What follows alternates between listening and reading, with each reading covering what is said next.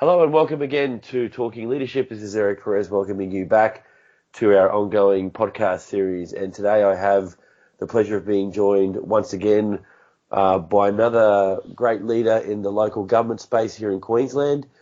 Before I provide the introduction to my guest today, just a bit of background. So our guest on today's podcast has worked in the private sector as well as transitioning to the public sector, particularly local government.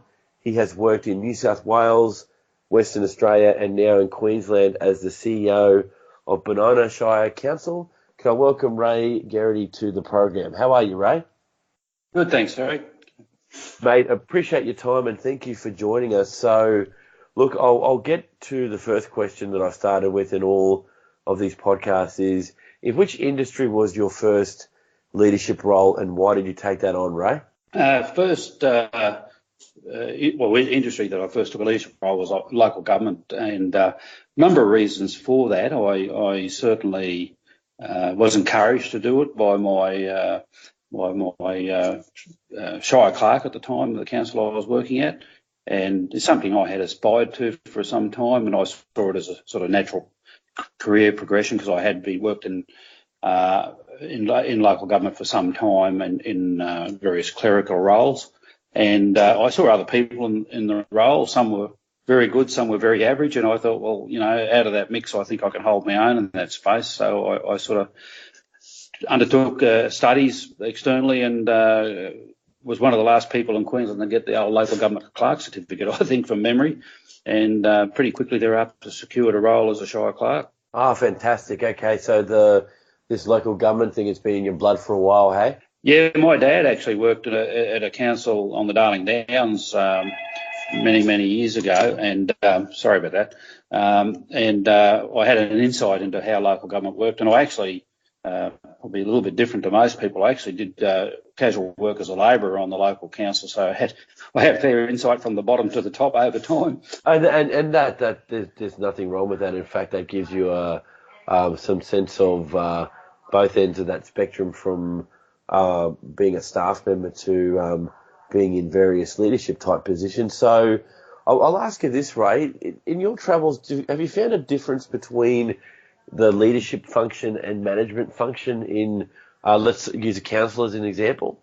Yeah, look, I suppose the theory is that a leader is somebody that inspires, motivates and leads an organisation and the people involved, whereas a manager does that. They manage the operation and keep it moving along without providing that inspiration and motivation to the operation. It's probably, I think they cross over a hell of a lot, to be quite honest. You've got to have a bit of both to be successful, and it's no one cap fits all. Certainly some councils, in my experience, require different mixes, or different percentages of that mix. Okay, sure, and that's been the experience in a lot of the podcasts today, particularly in that council space. So, look, I'll move on to an area that has been of interest to me because it's how individuals approach this is of interest. Leaders make mistakes. So how do you engage with an error of mistakes that's attributed to your leadership, Ray?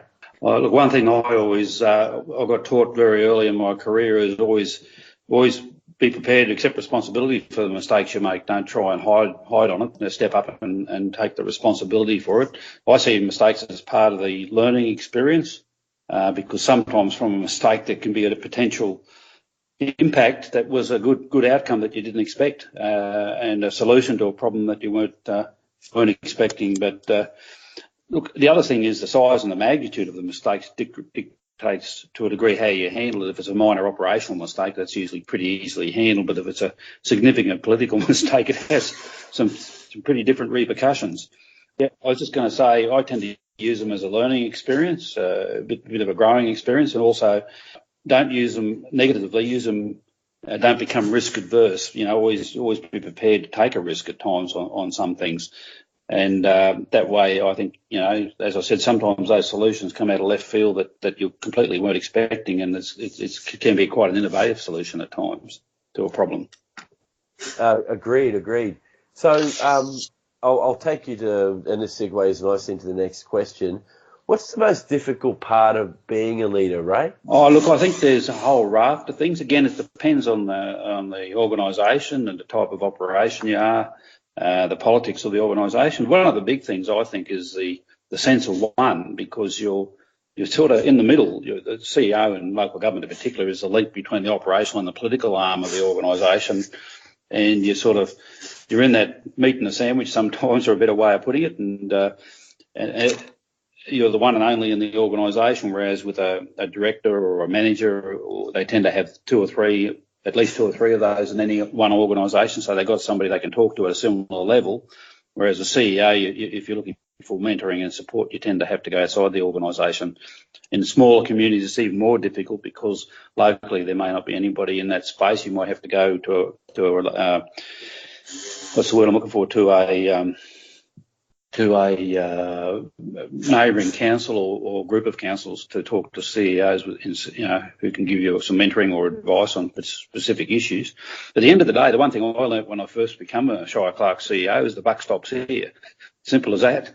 That's one of those interesting dilemmas, and I'm not using dilemma in necessarily a negative way, but let's move from the word dilemma to maybe interesting aspect of the kind of work that's done by a CEO in a council is, exactly how you phrase it. You're in between the political world and the operational world of a council, and navigating through those borders, I would assume, is exceptionally difficult. I only had a taste of that when I worked for the LGAQ, and in my daytime job when I'm currently on holidays, but when I'm the CEO of the organisation that I'm at, I don't have that necessarily to worry about. So I think it would make for interesting potential work issues that you might necessarily face. So can I ask you, Ray, how do you, as a leader, measure success? Again, that's dependent on a whole range of variables, the size, organisation, type of organisation. But somebody said to me once, one of the measures of success is surviving. It's probably these days the way politics are in local government, to survive long term as a CEO. I think that's a sign of you're successful in managing those issues and those expectations. But I don't think there's one correct answer on that. I think politically, you're working, you got the council working well together. Operationally, the organisation is running reasonably well and harmoniously. And community-wise, the community is satisfied and generally happy with what the organisation is doing and where they're heading. And I suppose overall growing and improving a lot of the community. They're all sort of benchmarks I look at anyway. Thank you for that. So a couple of statements here to get your perspectives on. On the job experience develops better leaders. Yeah, look, that's where I've come from. I'm probably a little bit biased towards that, but I'll give you a politician's answer. I'll answer my own question. I think it's a combination of all three of those top points you've got on the sheet here. I don't think anyone as a standalone is going to be the perfect answer. And again, it's driven by the type of organisation you're involved in too. Some organisations you need to be very hands-on, where that feeds into the statement you said there, that on the job experience develops better leaders in those organisations. A more strategic organisation would probably look at somebody with that more formal education, with a big picture view. And leaders are born, not made. Some people will never be leaders. Some people will naturally go into that space. So I think combination of all of the above is the right answer to that. Brilliant. That's excellent. Okay. And that, just unpack one thing you said before, that to survive in councils, it's around being able to manage expectations. So out of curiosity, is there a high turnover of CEOs in council land, whether it's in Queensland or anywhere else? I believe it's been relatively high in Queensland. I can't comment on other states, but I know just talking to various people around the place, there seems to be a bit of a turnover going around. But, in the run-up to elections and post-elections, it does tend to get into the silly season. I'm sort of given that I'm retiring in 2 weeks' time, I'll be watching from the sidelines with great interest, I can assure you.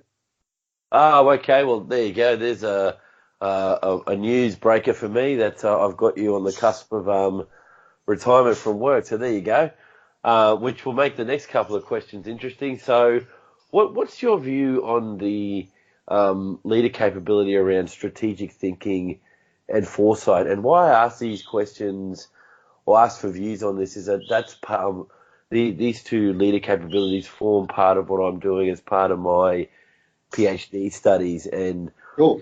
I'm looking at them in quite some detail, and I just want to capture from your perspective, because this is, I'm asking about your lived experience as a leader. So how important is strategic thinking and foresight from your perspective in your travels, Ray? Look, they are important, but they're not the be-all and end-all. Again, that is dictated to by the type of organisation you're working in. I think there's no priority on this. I've jotted down 2 or 3 points that I think are critically important as well. One is you've got to be street smart. You've got to have political nous, and by that I mean be able to read the political climate and work within that. And 3 is the ability to build critical relationships internally, externally, and politically. I think all of those are very important. I don't think there's any one is more important than the other, and I don't think any of those can go without the other. Excellent. Okay, no, that's a great response. So finally, Ray, I'm very interested in this one, given that you are going to retire. What might you say to a younger version of yourself about being an effective leader? Yeah, look, I gave this a fair bit of thought actually when you emailed through the questions yesterday. I've written down about 10 dot points, but I don't know if they're all relevant. But I look at it this way, and some of this I've done, but it would have been good advice at the time to me when I was aspiring to be a leader. Is always be prepared to back your ability. Don't be afraid to take a risk. Always listen to people. Be prepared to take advice. Don't take your eye off the small details, because sometimes they're the ones that will trip you up, not the big ones. And remember to have family and me time. Be prepared to give someone a go, and be prepared to step out of your comfort zone occasionally. Don't lose your sense of humour. Have fun.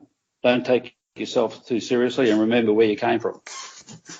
Oh, wow. Okay, well, I'm going to bottle that up, and I'll put a what do you call it, proprietary seal on that as a way to deliver leadership courses, mate. Is that all of those things are quite critical to operating as a leader, particularly around downtime.